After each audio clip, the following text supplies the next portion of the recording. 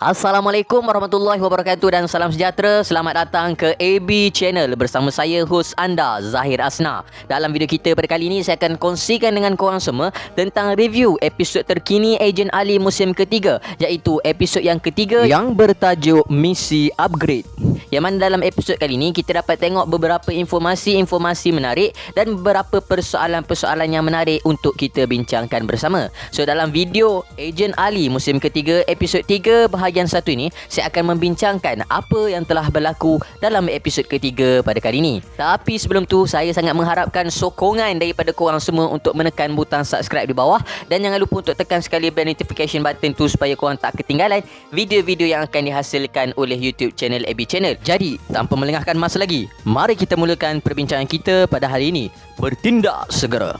Pada permulaan episod pada kali ini, kita dapat tengok Datuk Hisham telah pun memberikan ucapan yang mengatakan bahawa beliau ingin meluaskan lagi perniagaan Cyberraya untuk menuju ke arah mereka-mereka yang berada di luar Cyberraya. Dan scene menunjukkan kepada kita keadaan di Cyber Delivery yang mana bos di gudang tersebut sangat-sangat gembira dengan apa yang dikatakan oleh Datuk Hisham. Dan kemudiannya gudang tersebut telah pun diserang oleh Komeng dan konco-konconya. Dan dalam serangan tersebut, bos kepada Cyber Delivery telah pun meminta bantuan daripada pihak polis. Dan setelah polis tiba, ternyata Sis dan Siente telah pun membantu Komeng dan konco-konconya untuk mendapatkan apa yang mereka inginkan daripada gudang tersebut. Dan daripada sini kita mendapati bahawa Sis dan Siente juga telah pun bekerja bersama-sama dengan Abang Bear. Dan kemudian kita telah ditunjukkan dengan kemunculan Ejen Rizwan dan juga Dos yang telah pergi ke gudang yang sama, yang mana Ejen Rizwan mengatakan bahawa dia perlu untuk mencari kawan-kawan kepada Dos, iaitu Siente dan juga Sis ini, kerana dia ingin mendapat tahu di manakah lokasi Zinco. Kemudian Dos mengatakan yang apa gunanya lagi nak cari mereka, Uno kan dah tiada. Tapi Ejen Rizwan menegaskan yang itulah sebab utama kenapa dia ingin mencari mereka, kerana walaupun selepas ketiadaan Uno, tapi mereka masih lagi beraktiviti. Jadi Rizwan nak tahu siapakah punca sebenarnya yang telah mengetuai mereka semua. Kemudian kita ditunjukkan dengan Ali yang telah pun bangun daripada tidur pada waktu pagi, kemudian pergi makan sarapan bersama dengan ejen-ejen muda mata yang lain.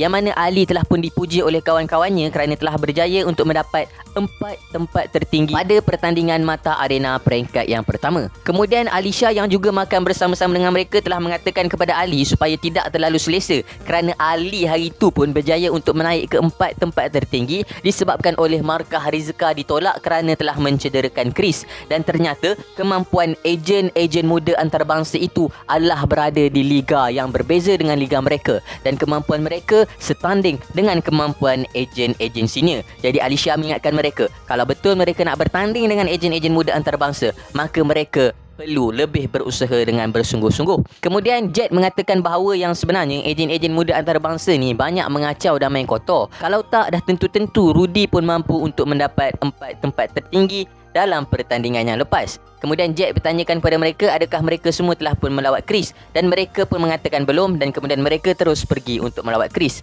Dalam perjalanan untuk masuk ke bilik rawatan, mereka telah mendengar alunan muzik yang sangat merdu menyebabkan mereka sangat-sangat teruja. Ternyata muzik tersebut adalah muzik yang telah dimainkan oleh ejen muda antarabangsa daripada Korea yang bernama Kim, yang telah pun melawat Chris dan membawa buah tangan untuk Chris. Melihatkan perkara tersebut, Mika terus menghalau Kim daripada tempat tersebut. Tapi ternyata tindakan Mika tu tak disokong oleh kawan-kawan dia yang lain. Walaupun tak di masa makan, mereka ni bukan main tak puas hati dengan ejen-ejen muda antarabangsa. Sekarang bila tengok si Kim yang cantik ni mainkan muzik untuk si Chris, diorang yang laki-laki ni, Kai, kemudian Rudy dan juga Jack, semua sokong Kim pula. So Mika pun dia terus koyak, dia pun keluar daripada bilik rawatan tersebut, meninggalkan mereka bersama-sama dengan Chris. Kemudian Chris mengatakan kepada Ali, Ali, aku dengar mu meneh baru ni, mudah upgrade kau.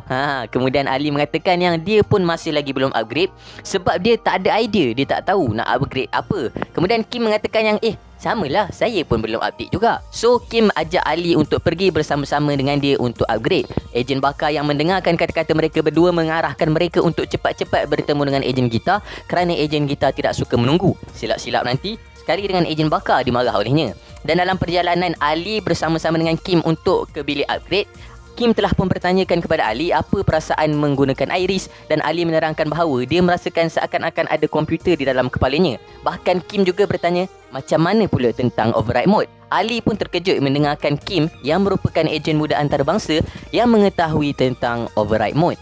Dalam perjalanan tersebut, mereka kemudian telah terserempak dengan Alicia dan ketiga-tiga mereka telah pun bersama-sama menuju ke bilik upgrade dalam keadaan yang agak awkward. Yelah, sebab Alicia kan tak suka sangat dengan ejen muda antarabangsa. Tapi si Kim ni senyum, selamba, relax jalan bersama-sama.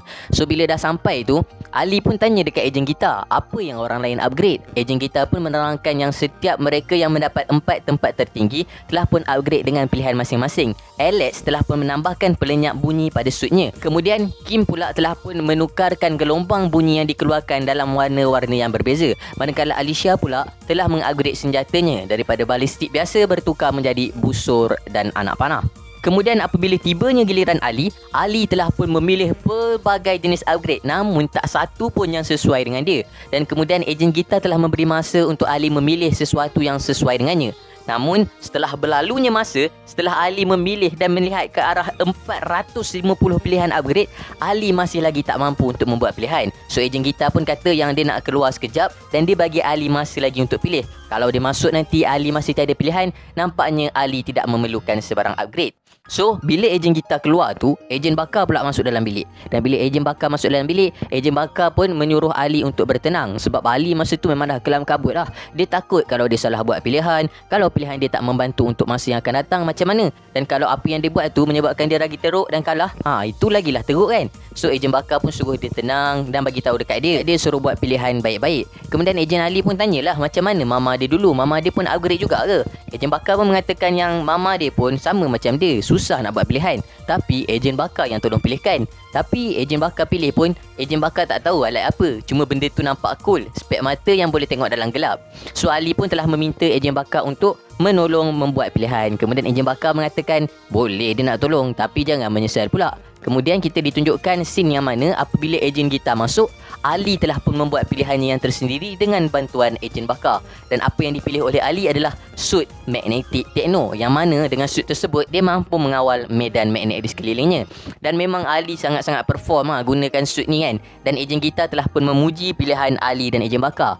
Ejen bakar cakap apa? Oh, ya ke? Dia pilih tu sebab nampak cool je. Dia tak tahu pun benda tu apa sebenarnya. Dan kemudian kita ditunjukkan dengan scene yang mana Sis dan CNT telah pun dimarahi oleh Komeng sebab tak buat kerja. Dan kemudian Abang Bear telah datang ke markas Abang Bear untuk berjumpa dengan mereka. Dan bila berjumpa dengan mereka tu, Abang Bear telah mempelawa Sis dengan CNT dengan baik. Siap jamu, suruh Komeng pergi beli nasi kabu lagi. Tiba-tiba masa Komeng nak beli nasi kabu tu, Tres telah pun masuk memecahkan pintu markas Abang Bear. Dan kemudiannya bersama-sama Tres, Zinko telah pun masuk dan mengajak Sis dan CNT untuk menyertai mereka dengan mengatakan bahawa ini adalah arahan daripada Zero. Siapa Zero ni sebenarnya? Ini merupakan satu persoalan besar kepada kita.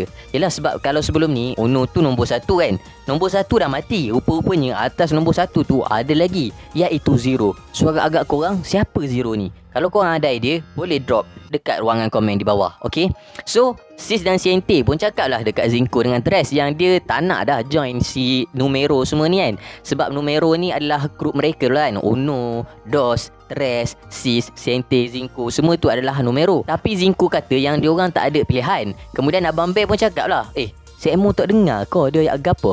Dia ni budak-budak aku. Dan Abang Bear pun suruh Komeng untuk pergi belasah si Tres tu. Lepas tu tak sempat Komeng nak belasah Tres. Tres hayun tangan dia, dah terbang si Komeng tu. Abang Bear pun terus cakap dekat Sis dengan CNT yang abang nak pergi dululah, ada kijo ni. Dia pun terus berlalu pergi meninggalkan Sis dan CNT. Sis dan CNT kemudiannya terus cuba untuk menendang bola ke arah Zinko, tapi telah berjaya dihalang oleh Tres. Dan kemudian Tres terus meluru ke arah mereka untuk menyerang, tapi nasib baik ejen Rizwan sampai betul-betul tepat pada masanya, terus menendang Tres dan terbang melayang Tres jauh ke arah kotak-kotak. Dan ejen Rizwan telah pun berhadapan dengan mereka.